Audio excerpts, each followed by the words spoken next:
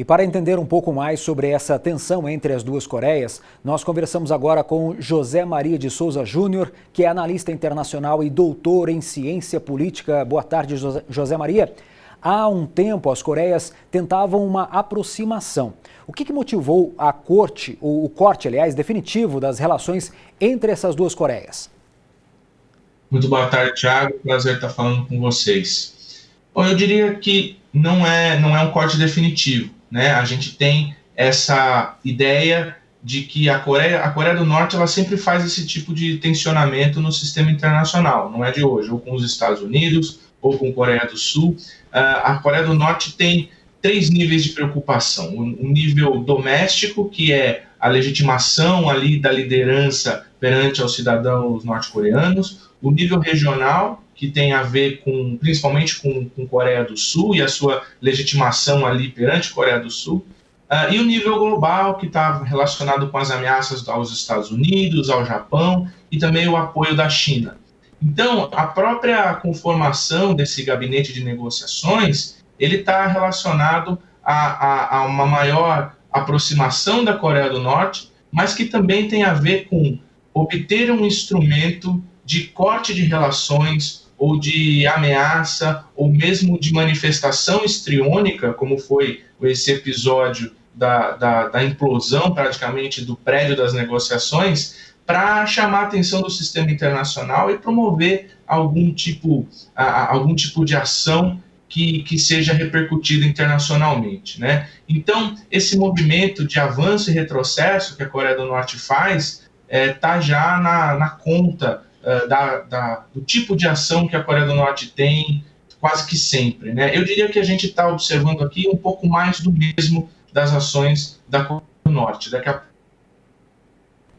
gente está com um pequeno problema aqui com o áudio do professor. Será que ele ainda consegue me ouvir?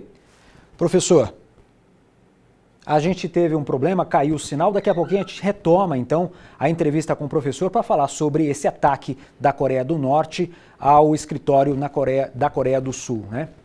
Enquanto isso, a gente continua com notícias internacionais aqui. Ao menos 3 militares indianos morreram em um confronto violento com o exército chinês na disputa entre as fronteiras dos dois países. Pequim acusou o país vizinho de ser responsável pelo incidente ao atravessar 2 vezes a fronteira, mas não anunciou publicamente se o confronto deixou mortos do seu lado. Um militar indiano na região afirmou que não aconteceu uma troca de tiros, mas violentos combates, corpo a corpo.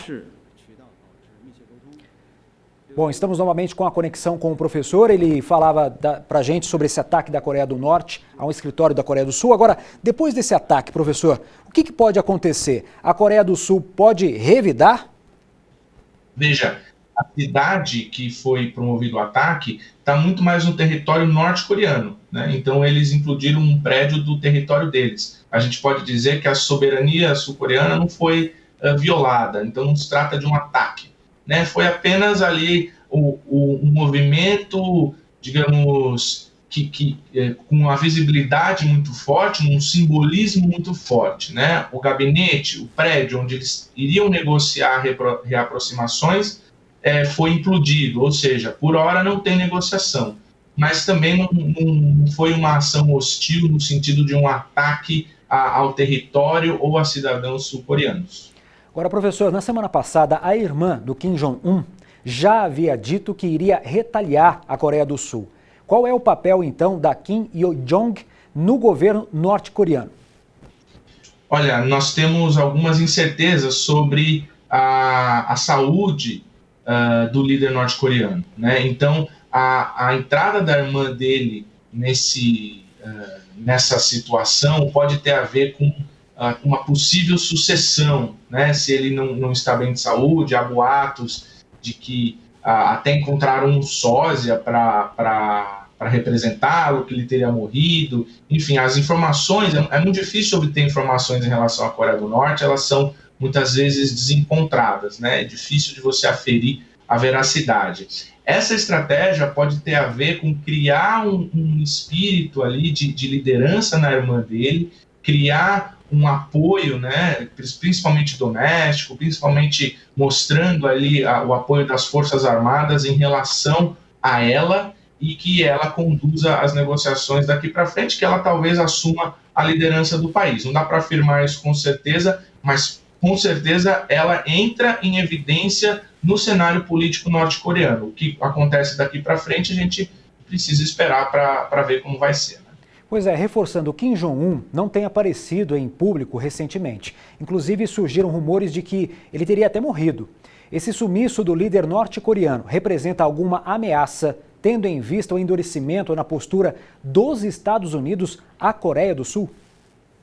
Não acho que seja uma ameaça, né? Eu acho que pode ser algo no sentido de que ele não está bem de saúde ou simplesmente não vai mais contar no cenário político e precisa de um substituto. E esse substituto precisa ser forte, precisa ter liderança, precisa ter um nível de carisma, por assim dizer. Muitas vezes esses elementos eles podem ser construídos, né? Então essa espécie de reação bastante drástica, esse levante contra as negociações com a Coreia do Sul, vindo no bojo aí do protesto em relação a cidadãos que ficam se comunicando, né? Dissidentes da Coreia do Norte que se comunicam através de cartas, de bilhetes, em balões, em garrafas. Todo esse levante pode ter a ver justamente com a construção da liderança da irmã dele. Tá certo, professor doutor José Maria, muito obrigado pela entrevista, uma boa tarde para você. Eu que agradeço, boa tarde para todos.